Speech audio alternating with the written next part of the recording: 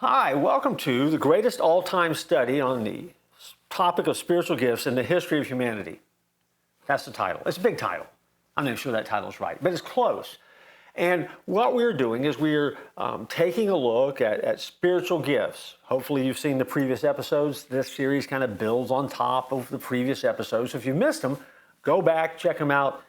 We come to this particular topic where we do a little bit of a review, and so I want to review for you the four lists of spiritual gifts that you find in Scripture. You find them in Romans 12, verses 6 through 8. You find them in 1 Corinthians 12, 7 through 10.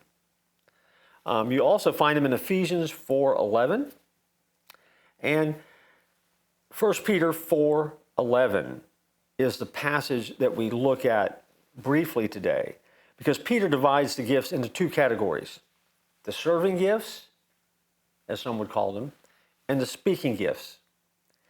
In previous episodes, we've spent a great deal of time looking at serving gifts. And so today we kind of turn the corner and start thinking about speaking gifts. They include apostleship, prophecy, teaching, evangelism, exhortation, discerning spirits, speaking in tongues, and interpreting tongues.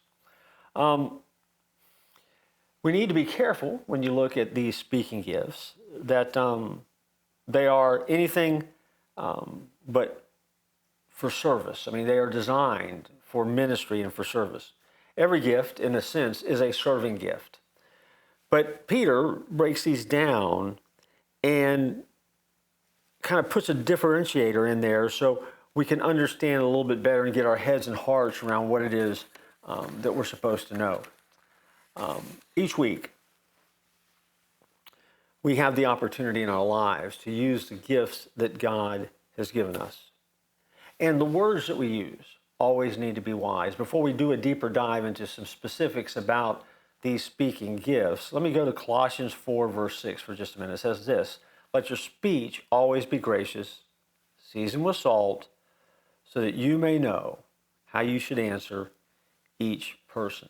What that means, and this is a good disclaimer before we get into the speaking gifts, is this: God cares not just about what we say, but how we say it. A sign of spiritual maturity is not just that a Christian understands and exercises their gifts, but they also exemplify the fruit of the Spirit when using it. Several of these speaking gifts are the subject of debate and controversy in the church. And that's okay. We're going to look at them anyway. We're going to be very honest, and we're going to be upfront, and we're going to take a look at what's there and then maybe what's not there. But at the end of the day, the design is just the same, to help you understand spiritual gifts. And so we get ready to take off in our next episode and look at the speaking gifts, what they are, how you can understand them, how you use them, so that you'll know how to use your gifts better. I look forward to joining next time as we continue our study.